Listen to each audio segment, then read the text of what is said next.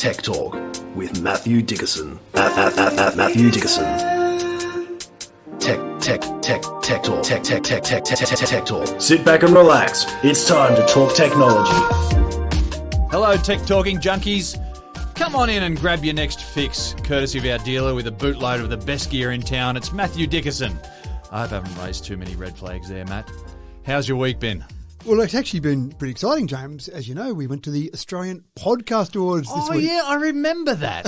Good. It was only a couple of nights ago, so I'm glad it hasn't completely been erased from your memory. The cream of Australia's podcasters were there in the room. It was actually quite exciting to be there. Yeah. And I found it a really fascinating experience. There were a number of categories there. We were a finalist, of course, in the smartest podcast category, which I thought if you're going to be... Puff the chest out on that one? That's right. If you're going to be a finalist in any category, that sounds like a pretty good one to be there. We didn't win, unfortunately, but I still think to be one of the 6 finalists means that we're getting some things right. And there were some judges there, about 100 judges that had to listen to hours of podcasting information to then break down the finalists and then obviously give the winners out. But it was actually quite interesting to be there and listening to some of the people on stage, listening to the process, the background, and these people obviously were very much in the know of each other. It felt like we walked into a little club That's right. that we were only new members kids of. In school. And looking at everyone else knew everyone else. Seemed that way, didn't they? And we didn't quite know anyone there. But it was still interesting. Oh, look, it was wonderful to just be a part of it. And it was, I found it fascinating. And it also inspires me a little bit to make sure that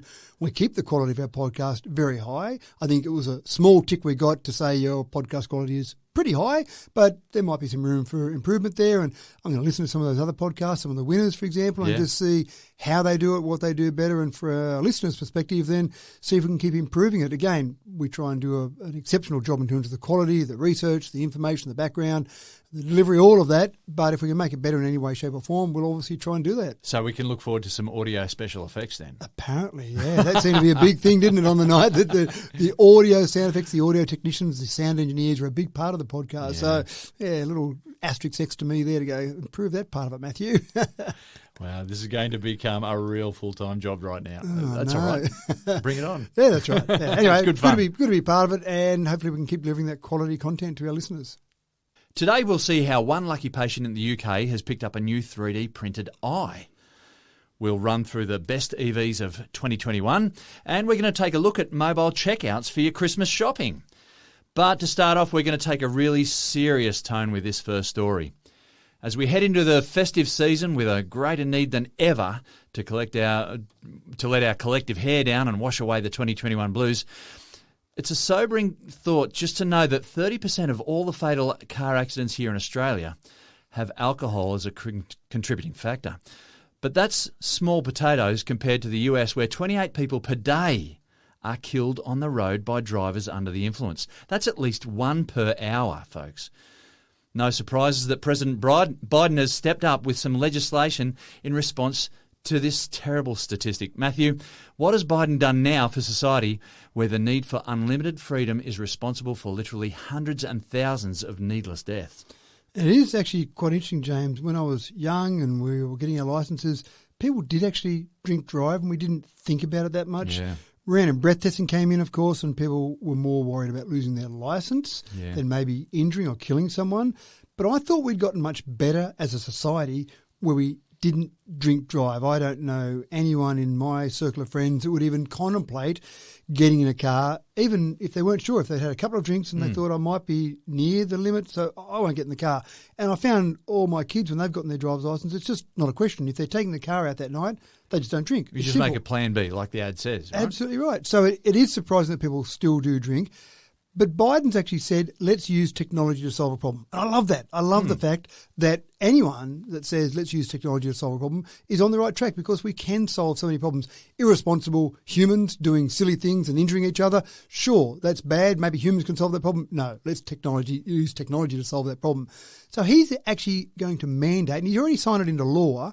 It'll take a few years to actually be implemented, but he's signed into law that every new vehicle sold in America will have to have the ability for it to be alcohol-free in the driver before it can actually be driven.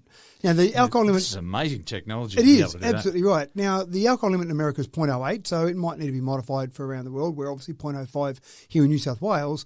But the technology's been there. Unfortunately, what often happens is someone does some drink driving, they get caught, they get convicted, they get another go, and after a few goes, the judge sometimes says, you know what, you really can't be trusted with a car and alcohol. We're going to put some sort of interlocutor device on your vehicle that you will pay for, and that will stop you driving it if you're over the limit, the legal limit. But Biden said, we've got that technology. Why are we going to wait until someone's been convicted a number of times before we implement it? And there's two bits of technology which I actually quite like, especially when it's built into the car. The interlocutor device is typically a tube that you have to breathe into to then get a clear reading, and away you go. And it can probably be circumvented relatively easily, i.e. the person in the car, hey, Jimmy, just blowing this for me so we can... someone else in the car. Yeah, that's right. Hey, I've got my 5-year-old son in the car. Hey, just blowing this and it's all okay. There's two bits here, and what I like about them is they've tried to put enough safeguards in place that you can't just get someone sitting in the passenger seat or someone else in the car or someone outside the car to blow in there and start driving. And again, you'd question the value of that friendship if you did do that for someone. Sure, I'll do that for you so you can go and drive while you're completely loaded. What a great idea. I hope nothing happens on the way home. So, two devices. One, most modern cars have got a start button now. Rather than a good old-fashioned key, you stick in the ignition and turn the key. You've got a button, and you normally use your thumb or your finger to press that button and start it. They've got the ability now to use some infrared sensors in there to actually check your blood alcohol level when you press the button via your bloodstream or your sweat in your thumb. So the first thing is you press the start button and the car will say, sorry, you seem to have an alcohol limit above 0.08. I'm not going to start for you. So then you say, oh, it's all right. I've got someone in the passenger seat. Just give us your hand for a second and I'll use your hand to press the button. But there's actually a circuit that's completed between the seat and your finger and the button. And if it's not the person in that seat pressing the button, it still won't start. So you can't use someone else's finger. Wow. Of course, then you say, oh, that's right, I'll jump out of the car, you jump in the car, start the car, then I'll jump in, and then away I go. But of course, then it says, oh, someone that was in the driver's seat, now that weight has been removed from the driver's seat, someone else is in there. So then you've got to put your thumb or finger on the start button again. And of course, oh, we've detected some blood alcohol level above 0.08, so we're not going to let you keep driving the car. So that's quite clever technology. Yeah. The second one is very similar to what we see now when we get a random breath test. The old days of blowing in the tube have been long gone now. Last few times I've been random breath tested, it's been talk, say a series of numbers, for example, across a device that then obviously picks up enough in your breath to detect whether you've got a high level of blood alcohol. And it's the same sort of concept here with the vehicle, except it uses the vents in your car so that when you breathe out, it actually picks up enough of the breath and whether you've got alcohol on your breath to pick up what your level of alcohol might be. And the only minor concern I have with this is that there are times when my kids have been out and they say, okay, Dad, it's 2 o'clock in the morning, can you come and pick us up? Which I always say, if you need to ring me, it's okay. Whatever time. You pick them up, and of course they say, oh, now that we know we don't have to pay for a taxi, a few of my friends want to jump in as well. So you end up with 3 kids in the back and 1 kid in the front, all slightly intoxicated, and they're all breathing. And I'm thinking to myself, I wonder how sensitive these vents are. I wonder if all that alcohol swirling around in the car suddenly says, oh, we're detecting a fair bit of alcohol here. This driver must be over the influence. No, I'm okay. So maybe, hey, kids, wind down the window on the car while you hang your head out there and breathe those fumes out the windows rather than let it swirl around in the car. I'm sure they've thought of that. The sensitivity is the incredible part there, to have it so that you're not breathing right into it or right next to it, but to have it somewhere near the front of you and still pick up the blood alcohol level is quite incredible. So technology to the rescue. As I said before, it'll take about 3 years. It's been signed into law by Biden. Then there'll be lawmakers who will work out the finer details. Then the car manufacturers will say, we need to basically build this into the cars that we're going to release in America. But then once that happens, for many manufacturers, I would imagine they'd say, we're not going to build this model for America with these features built in and this model for the rest of the world. We may as well build it with all that built in, and maybe we can activate it or not. And I can see this being something that will roll out across the world, which is fantastic. Well, it sounds logical, but this is the US. Does it come under any opposition at all? Or? Of course. Right. You can just imagine that there are some people who are worried about things like oversight in freedoms and too much surveillance and a whole range of things. And again, I understand that, but this is stopping people being incredibly irresponsible and stupid, if I can go that far. So I don't really have that big a problem about big bad government looking over the top and having too much surveillance of you if you're going to be stopped from doing something stupid. There are some groups that are talking about, for example, there's a group called MAD, M-A-D-D, Mothers Against Drink Driving. They're over the moon. Now, I would imagine many of these groups, for example, MAD, I imagine there'd be lots of those members who have lost someone close, maybe a child, for example, given the fact that it's called Mothers Against Drink Driving. They might have lost a child, or they might have a child that's been injured through some drink driver out there that's injured one of their children. So you can imagine from their perspective, if this had been around when the accident happened that affected one of their children, then their child will be alive today or in much better condition than they are today. So there are lots of groups who are over the moon in excitement levels, and there are some other groups who are saying, oh no, big bad government, this is illegal. You can't go and make us do this. Well, when they're losing one life every 52 minutes or so due to this reason, I just think... come on, guys. Put it in perspective. Yeah, that's right. And I'm sure there was opposition when seatbelts were introduced. Seatbelts, in my opinion, are the greatest safety device ever invented for a motor vehicle. And they reduced road deaths. If you look at a road death graph of Australia, especially per capita graph, it's quite incredible, the drop in road deaths once seatbelts were introduced. So quite incredible. So they've been law. It's illegal to get in your car and drive down the road, and people have been booked for not having a seatbelt on. And it feels stupid if you're not wearing a seatbelt. I actually, when I jump into a car, I just don't feel like I'm properly seated until I click the seatbelt and I kind of pull it tight against myself. Right. And you go, oh, yes, I'm in now. It's ready to go. So if it's okay to book us if we've got no seatbelt on, surely it's okay to say you can't drive a car if you've got too much blood in, alcohol in your blood. Yeah, not blood in your alcohol. That's when you drink way too much blood in your alcohol. Cut back. Okay, shop fronts have really undergone some major upheavals over the last 10 to 20 years or so. Checkouts used to be at the front door, remember? They used to have those big, noisy, clunky tills. Now there's often just a simple touchscreen on a desk way out the back. Of course, there's self-service checkouts. We've all seen those. I remember them thinking, that's absolutely crazy having those things there. The shopkeepers will lose so much money in having those self-service things. But now we're looking at this Christmas, stores are introducing the mobile checkout. Matt, is this all about drawing the customer back to the store? No, I think it's actually about using QR codes, because now we all know how to use QR codes. We need more ways to use QR codes. So this is another way to use a QR code. There's a fear that we weren't going to use them anymore. What are we going to do then? So this is actually something that IKEA is the first store in Australia that's introduced this. And the thing that scares me the most is that IKEA say that it will save about 30 minutes on your average shopping expedition. Yeah, right. And I think, wow, how long do you spend in IKEA stores if you're going to save 30 minutes? That means you are spending a long time to then shave 30 minutes off the time that you're shopping in the store. No one goes to IKEA for less than 2 hours, surely. Apparently. I mean, I've been to IKEA stores. I don't remember spending hours there, but apparently that's what people do. But the idea here is that they're trying to replicate the online shopping experience. And to answer your question, I think it is a way to try and get people back in the store. When you go and do some online shopping, you select an item, you click on the item, and it goes to your shopping cart. You can see your shopping cart, and you can see an update on your total any time. You can remove things from your shopping cart, but no one ever does, of course. Well, that's what I was going to say.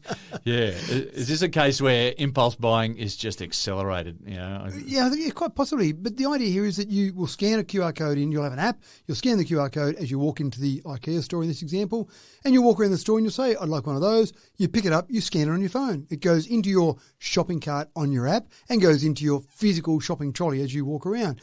And you keep doing that. You've got a running total there, so you can see what's my budget, how close am I getting to that, etc., etc. And then when you walk out, you get to the end and you say, pay exactly the way as you would do with an online shopping experience. Have your credit card details there, you pay online, and you walk out the door. Now, I'm with you. I wonder about shoplifting, but the self-service checkout raised those same concerns with lots of people, and they didn't seem to suddenly have a huge amount of shrinkage. It just hasn't had the impact. No. Or at least if it has, no one's reported about it. But no, and I think in general people are honest, but there's also someone hovering there at the mobile checkout to go, are you sure those are the things in your basket? Let me have a quick look at your docket there. Wait up, it seems to be much shorter than all those things there, but mostly people are okay. And so I imagine that there'll be someone there at the end who'll just say, let's have a quick look at what you had on your phone compared to those items. And if people know there's some checking being done, that's probably enough incentive for them not to steal stuff. Maybe there's some people who'll just try it on, and as there will always be people who will do that. But IKEA's the first one. Woolworths have also got an option with what they call scan and go. So that'll be another similar concept where you'll just scan items as you go around the store and then pay for it at the end and off you go. I just wonder about the poor kids at school who used to get their first job, their first little experience of earning some money at the checkout. It's such a simple job for them to do. They can do it after school, maybe late night shopping Thursdays, maybe weekends. What's going to happen to those kids now? Where are they going to get their first little experience of earning some money and budgeting some money and being able to spend some things or some money on some things they've earned that money for? Yeah, we'll see another social revolution in that count. Possibly. Well, we're edging closer and closer to the paperless society. Driver's licenses and vaccine certificates are all digitised now. It seems if it's not digital, then it didn't happen. So it makes sense, Matt, that pretty much every certificate that now proves who I am should be saved on my phone.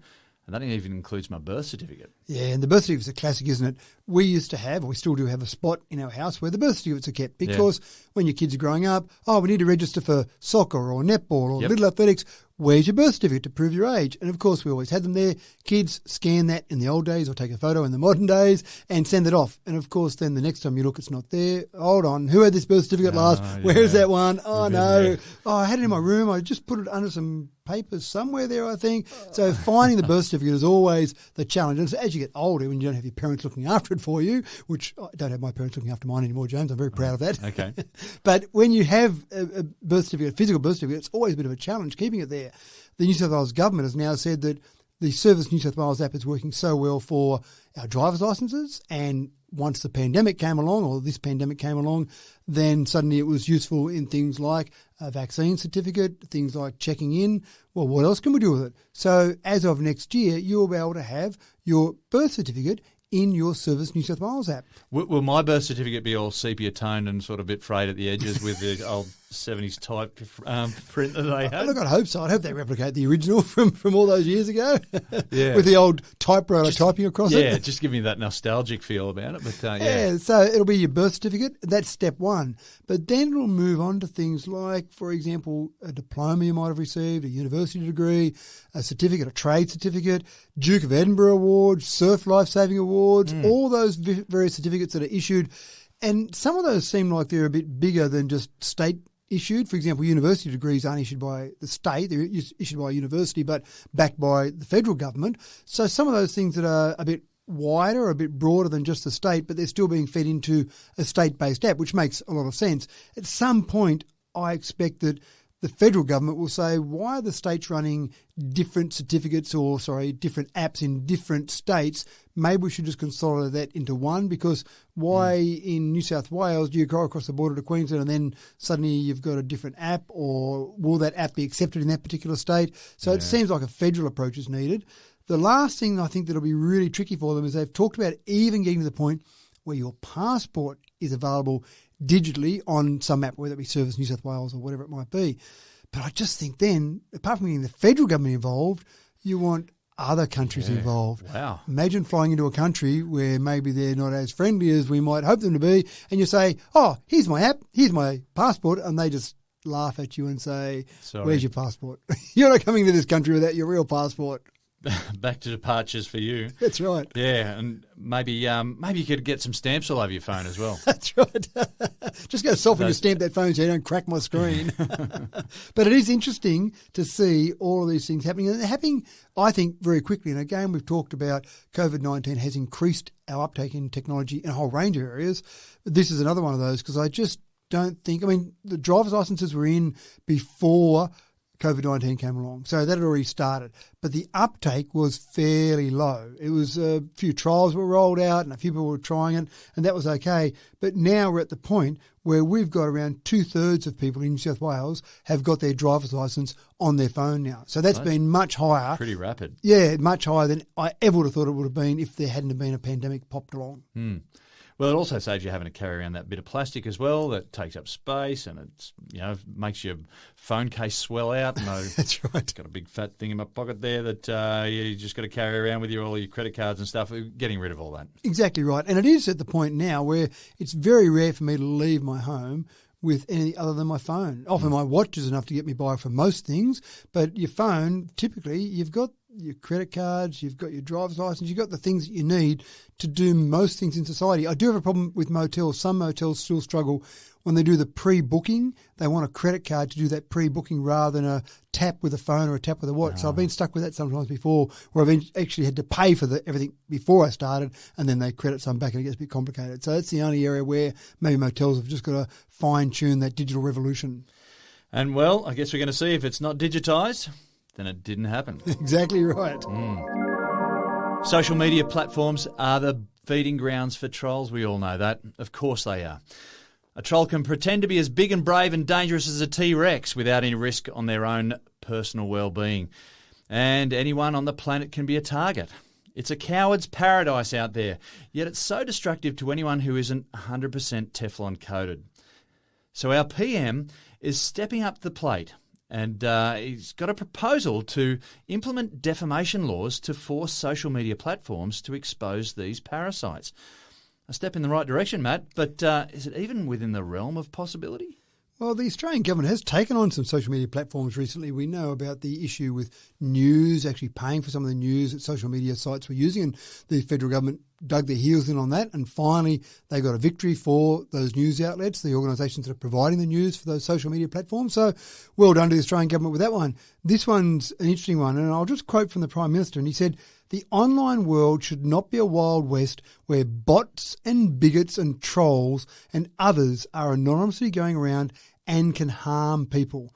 This is not what can happen in the real world, and there is no case for it to be able to be happening in the digital world." And I think he's got a really good point there. You don't walk up to someone on the street and start calling you names and start making all these wild allegations about you and then have a little mask on that says, "Oh, you don't know who it is. So you have no idea who this is calling you all these names and saying these terrible things about you." But then more than that, amplifying that. So it's not just me saying it to you. I go into your party and tell you and 100 of your closest friends. Scream it out to everyone, yeah. Exactly right. And that's the issue. Warriors. Keyboard warriors, that's right. So the legislation that is trying to be introduced here is all around the social media company having to expose the identity. So when you go on and you say, "Bigots are us," and you want to go out and make all sorts of wild defamatory comments, and someone says, "You know what, I really don't like what you've said there, and I don't think it's right. I want to actually sue you," which ultimately is what often happens with these things, then, who are you going to sue? You're going to sue this random name with no identity behind it. But the social media organisation needs to reveal that if there is a defamation case that might be brought forward.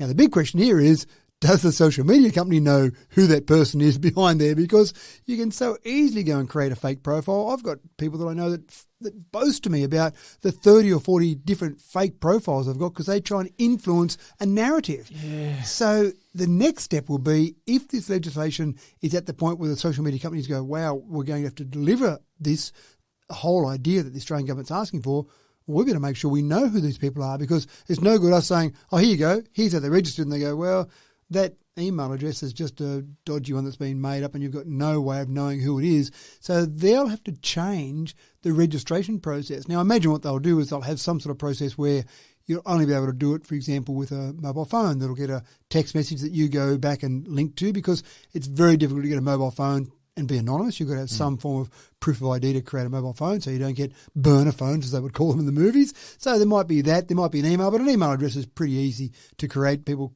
have different email addresses for legitimate reasons or for nefarious reasons. So I think this will be the challenge for the social media companies. They may not want to play ball with the Australian government again, but if they do say, "Well, okay, we're happy to play ball," what do they do to their processes to make sure that there are legitimate people behind these things that are happening? Now, I know, for example, they've changed some of the rules around political advertising. If you want to go and do any advertising from a political perspective, you've got to prove your identity. And it takes maybe a week or two to prove your identity. And you've got to upload documents, legitimate ID documents, driver's licenses, passports, that type of thing. And some people are a bit uncomfortable saying, "I'm uploading my really confidential ID, my driver's license number, my date of birth, all sorts of information." Not entirely sure where it's going. Yeah, social media company, we can trust them, can't we? So it's a whole range of things. I'm not sure if the Australian government understands the can of worms that's being opened up here, but I think it's a good move. How it's implemented, I've got some question marks around that. I don't know how accurately, how reliably it will be implemented. And then someone sues someone, and then the social media company reveals that it's actually Donald Duck behind the scenes. So, Yeah, accountability, though, it changes everything. It changes all about the way we act. So I just think, there's got to be a level of accountability there. if you go back to the really olden days when we had newspapers and printed newspapers, and look it up if you're not familiar with that sort of concept, but if you sent a letter to the editor, you had to send in your name, your address, your details about yourself, not full details about yourself, but something.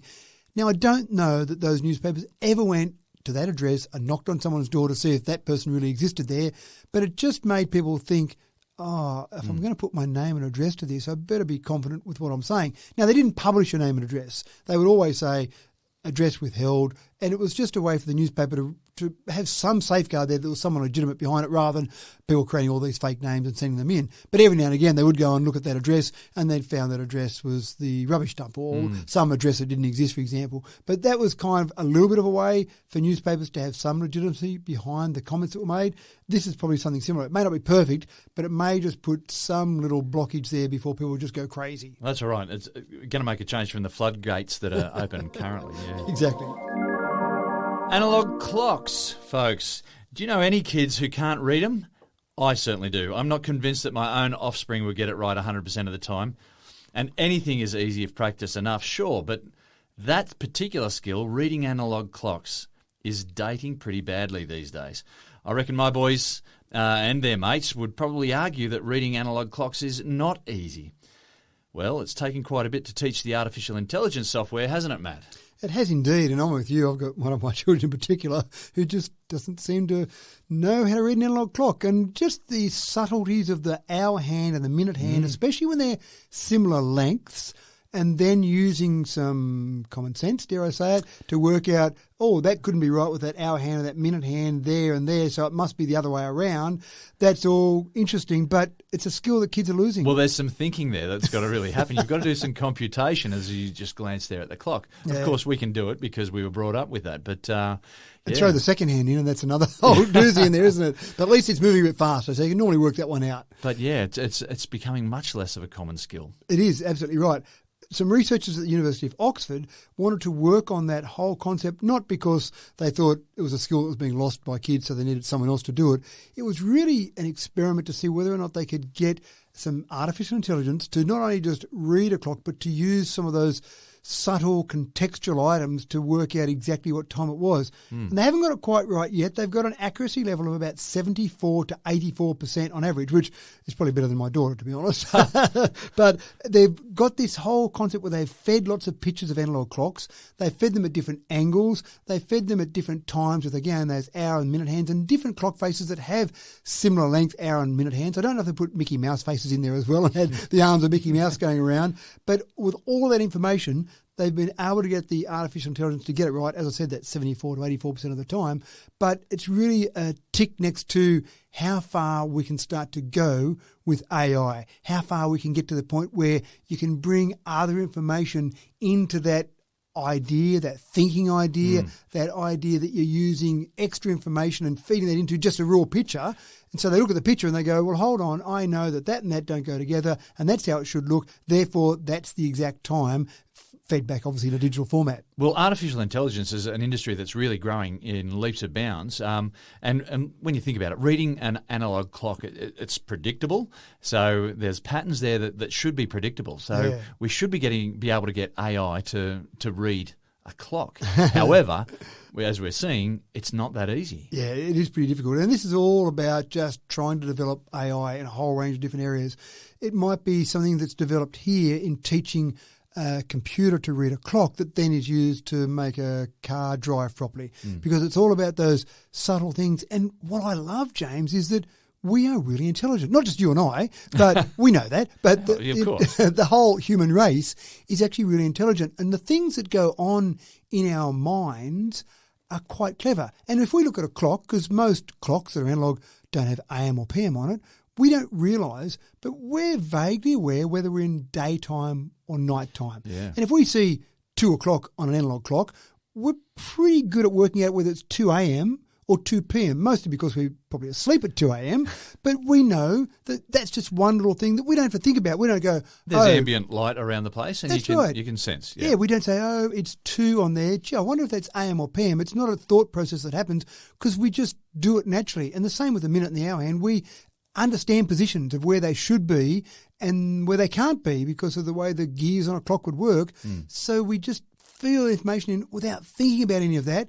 We just give an answer. And that's usually the right answer for most of us, not our kids, apparently. But all of that shows just how hard it is to mimic the human brain. And that's what they're trying to do with artificial intelligence, is to take some of that stuff in the human brain and take all the good things out of a computer, which is remembering stuff really accurately, getting stuff to be able to be recalled very accurately, but then adding in the subtleties of the human experience. That's the ultimate aim for AI. And if they can get it, if something as predictable as reading an analog clock right, 99% of the time, then we can start to move on with things that are slightly less predictable, reading other factors of the environment. Yeah, that's right.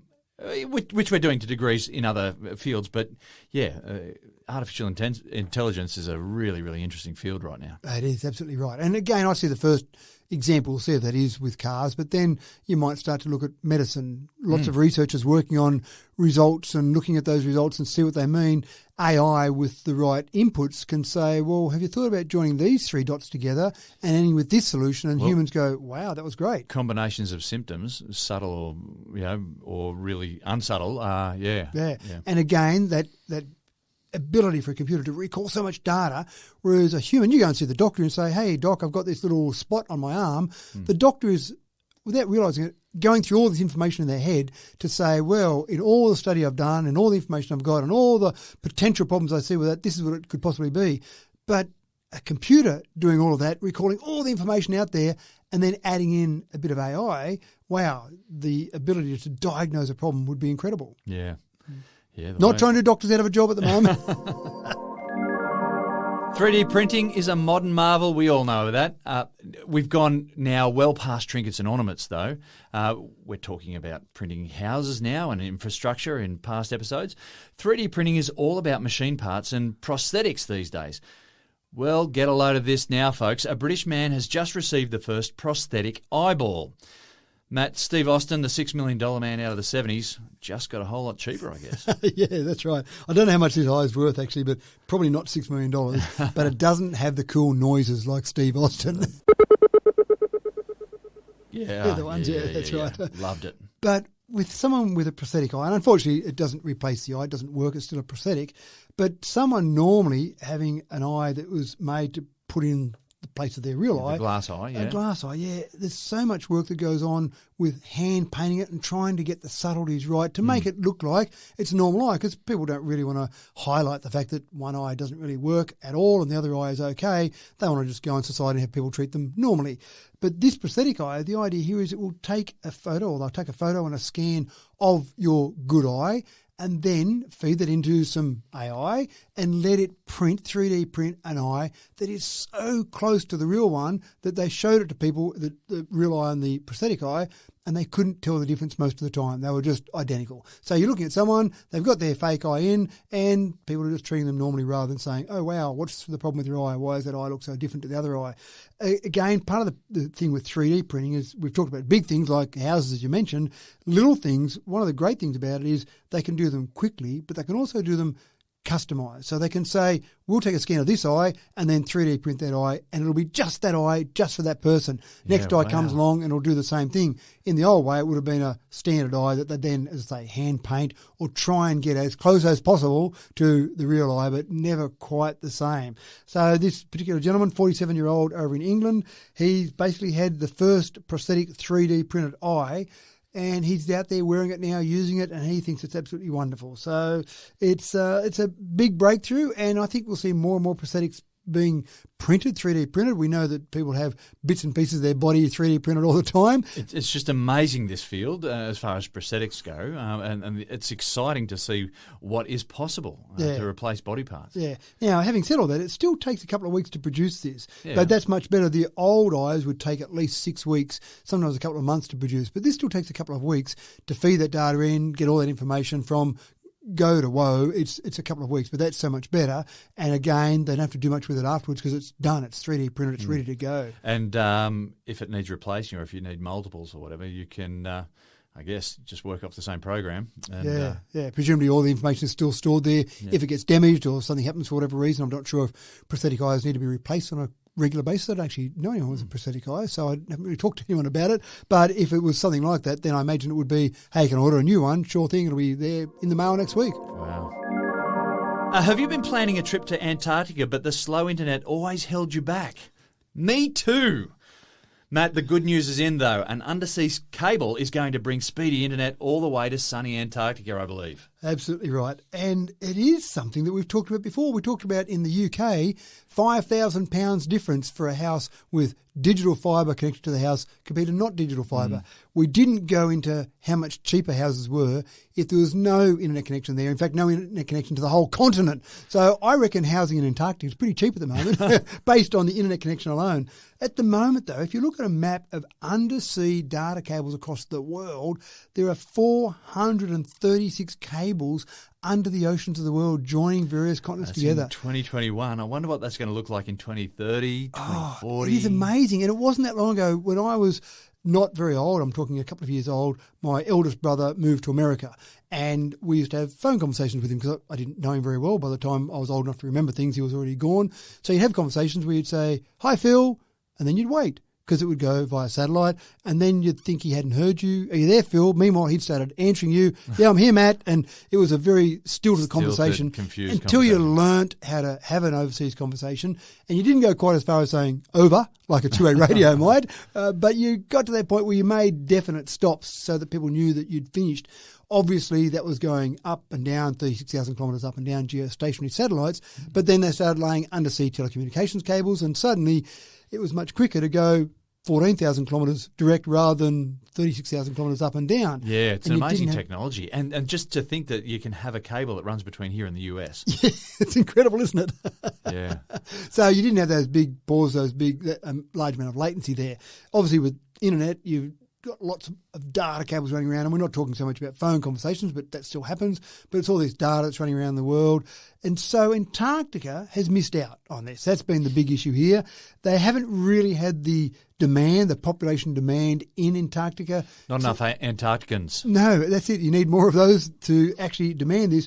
But you do have a lot of research that goes on in Antarctica. And one of the problems is when people go to Antarctica, scientists typically doing research down there, their results, when they want to upload them, some of them are very large data sets, you try and upload that via satellite, it's not very good, and they start using up all their available bandwidth. And so they often will just leave them in Antarctica on, say, an external hard drive, for example, maybe a memory sticks, which sounds a bit scary and dangerous, but those sort of devices, and they physically then bring it back to wherever they've come from to then upload those results and publish those results, etc. And then people look at that and go, "Oh, hold on, this is months old. You were there months ago. This is old news now." So getting that information up to date and relevant now would be very important. The other thing is when people go down there to do some of the research, it's pretty lonely. And so they try doing some phone calls or some Zoom calls, but you always feel like you're half a second behind in those Zoom calls, so you feel a bit out of the loop. And so I think people down there go, "You know what, I just give up. I'm not going to even worry about doing it. Guess what, guys? I'm just out of touch for a couple of months. I'll see you in a couple of months' time."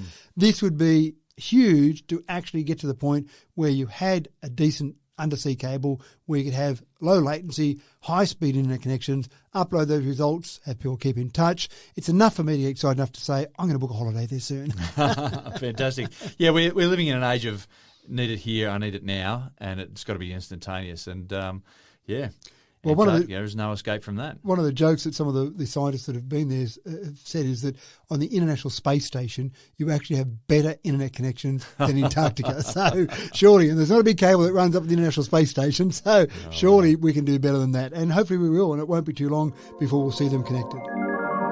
The 2021 News Corp Electric Car of the Year finalists have been revealed. And Matt, this is big news for two reasons. Number one, we get a deeper insight into which EV to buy. And number two, News Corp are rating EVs as something better than a passing fad these days. That's fantastic. It is fantastic.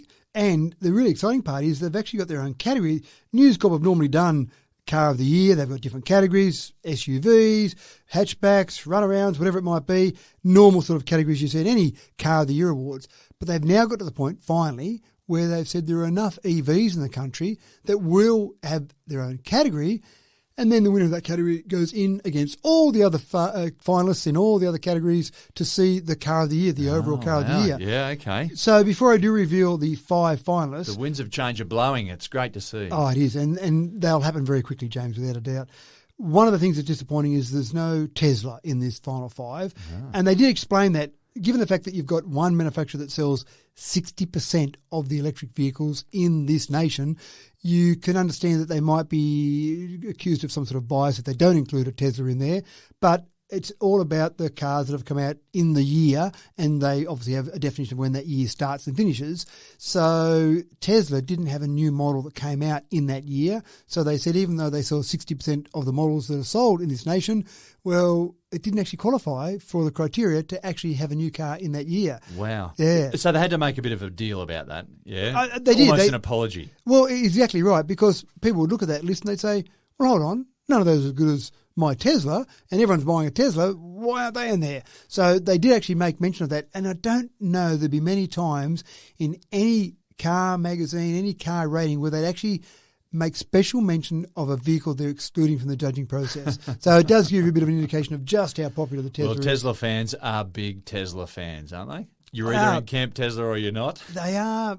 Zealot is the word that I've heard zealot, thrown there around. You go. That'll do me. Yep. And that's not a bad thing. Sometimes it takes some zealots to move opinions forward. So we'll talk about the 5 that are in there. I won't go into detail about them. We might do something special one day about EVs, have a whole bonus episode about EVs. I'll look forward to that. Yeah, something like that. But for these ones, I just want to talk about the actual names. So the Hyundai Ioniq 5 is one of the 5 finalists. No relation there to the number 5. But Hyundai has actually been going well with a couple of different models coming out in EV. So that's one of the finalists. Polestar 2 single motor is one of the finalists. Now, Polestar is Volvo's EV offshoot. Volvo see enough, I suppose, growth in the whole area of EVs that they've actually got their whole offshoot there. So they all actually have Volvo EVs and Polestar EVs. And Volvo's actually made the finalist list as well. So Volvo's got 2 bites of the cherry here. Volvo's got their XC40 recharged pure electric, which is a little compact SUV. So that's one of the finalists as well. You've got the Nissan Leaf E+.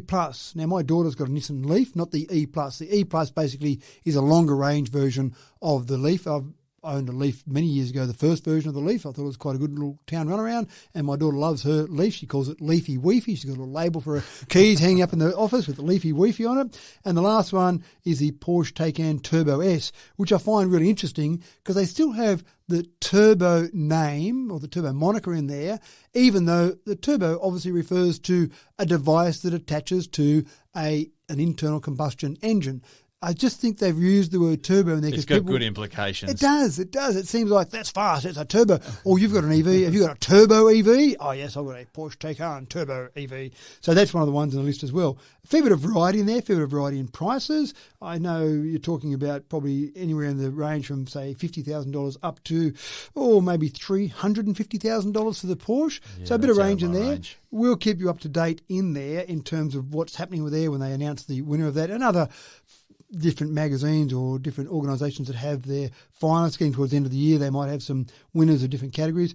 The other one I wanted to mention was Lexus and Toyota. I know we've talked about the fact they're finally coming to the party and saying we might actually get onto this EV train because it seems like it's still going ahead, not just a little passing fad. But range anxiety is still a problem, and we've talked about different solutions for range anxiety. Sometimes it's just throw a whole big battery into a car, or better charging, faster charging, a little zip charge unit that we've talked about previously. Yeah. But Lexus has come up with a different concept. They've come up with the Encore Platinum program, which is a standard Lexus. I've owned Lexus vehicles before, and you get some extra features being part of the Encore program. This particular EV comes with a little extra where they want to solve range anxiety in a different way. They want you to buy the Lexus EV to drop your kids off to school, to do some little short trips around. But if you want to go on that big holiday where you load up the car and you say, kids, we're getting up at 4 o'clock in the morning because we're going to drive for 10 hours and get to that destination, then it might be a bit of a hassle doing that in the EV. So that might put people off buying it. What they've done is they've said, you can come along and for 8 days a year, you can just do a swap. you can hand over your EV and we'll give you a petrol version of a Lexus, probably a hybrid one I'd say, but one that you can jump in and drive like a good old-fashioned car. So if you're going to drive that 10-hour trip once a year, and let's face it, people say to me, how am I going to drive that 1,000 kilometres on my holiday? And I go, how often do you do that? Well, once a year, maybe. So are you going to buy a car that's good 51 weeks of the year and a bit inconvenient for 1 week of the year, or I'll buy it for that 1 week of the year? So Lexus has said, buy a car that's good for 51 weeks of the year, and we'll lend you a car for that other week of the year that you want to use it. So the program will give you 4 times a year you can borrow it, and you can do it for a total of 8 days over the year. So if it's one trip that you're doing for a week, going on holiday somewhere, if it's a couple of times a year, you've got to do that long trip that you might need a car that's not the inconvenience, if you want to call it that. I don't want to say the word inconvenient, but that little slight cumbersome idea of charging up somewhere as you drive along, then this might be a way to get around that range anxiety. Well, it just it blows me away that these people have got they've got ideas a way around problems, and that's excellent business sense to use a simple exchange to get past that 1 week in the year or 2 weeks in the year that you're going to need a petrol motor. Or the cynic in me might say they've obviously brought out an EV with not enough range, but that's a different way of approaching it. Yeah. Working from home. Some people have had enough. The cabin fever was way too much and they're back to the office to stay. But others found their workplace sanctuary in the home office and are a bit reluctant for the return. They're opting to work from home as much as possible, and that makes it a little tricky for bossies. I'm going to start that again. Working from home. Some people have had enough. The cabin fever for them was way too much and they're back in the office to stay. But others found their workplace sanctuary in the home office as they're a little bit reluctant to return.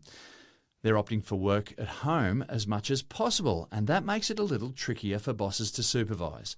Or does it? Depends the boss you've got. This one's for the paranoid. That's right. And it depends what they're using. Now, you might get bosses who want to just have a little bit of a look at things, and then they find there's some software they can use to have a bit more of a look at things, and then they get a bit out of control. And there was a sampling done of employee monitoring programs, and there's a digital rights group called Electronic Frontier Foundation.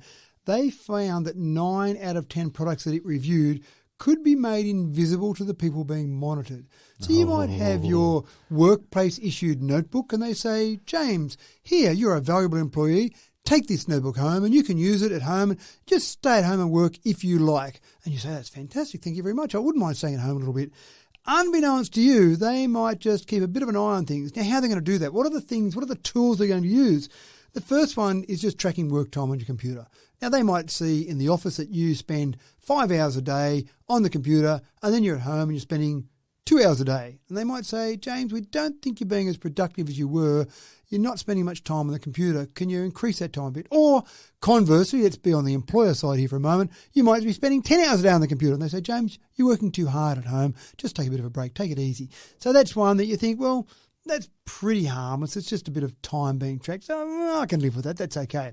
The next thing they might do is they might log keystrokes. Now, again, at a simplistic level, they might say, James, in the office, you did 25,000 keystrokes a day. Now, at home, you're doing many more or many less than that.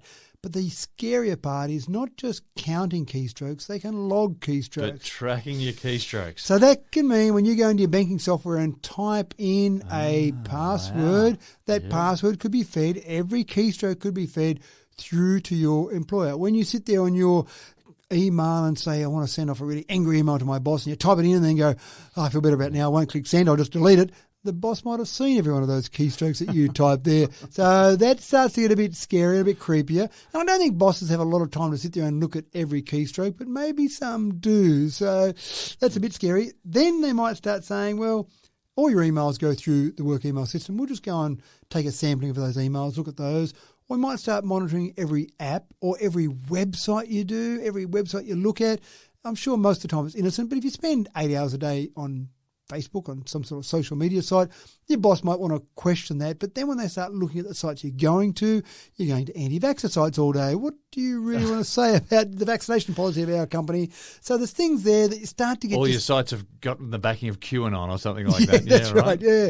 So there's those things there, and you just start feeling like, I really don't want my boss looking at everything I do. I'm not doing anything wrong, but I just feel like someone's sitting there over my shoulder the whole time. And then it starts to get even creepier.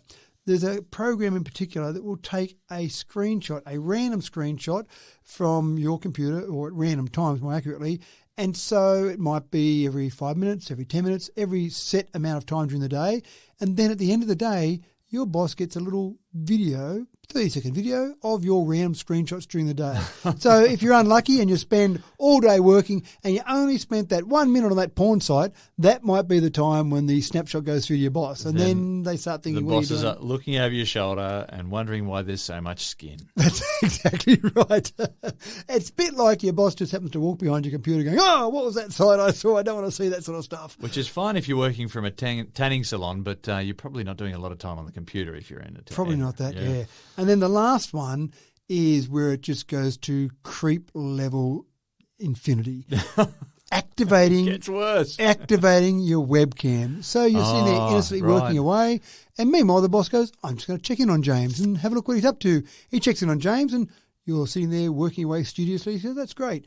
But then it might be nighttime. It might be the family sitting around having dinner, and next thing you know, the webcam on your notebook sitting across on the side shelf of the office, otherwise known as the kitchen, is sitting there, and they're watching your family having dinner, or they're watching your family watching a movie, or whatever it might be that you and your wife and your family get up to. Watching your family. Yeah, so that's the one there. Now, sure, it's probably only going to be relevant during work hours, but these programs, it's not like you turn it on during work hours and turn it off, because you don't even know it's there. You don't even know it's sitting in the background, monitoring what you're doing, listening to what you're doing. We're assuming a good relationship with your boss, but then if your boss is checking your webcam, perhaps the relationship isn't so good. That's right. And it might be all innocent. It might be, I just want to keep an eye on things. Make sure you're not working too hard. Make sure you're doing some active work. Make sure you're being productive. But I think I'd really want to know about the sort of stuff that was going on before those things happened. So I want to work from home, Mr. Boss, but can you just tell me what you're going to do about monitoring my productivity? I wonder how many people are now going to go into the office instead. Maybe that's part of the plot. It's just easier. Actually, I put my hand up. I've been paid by all those employers out there trying to get people back into work. That's it. You've caught me.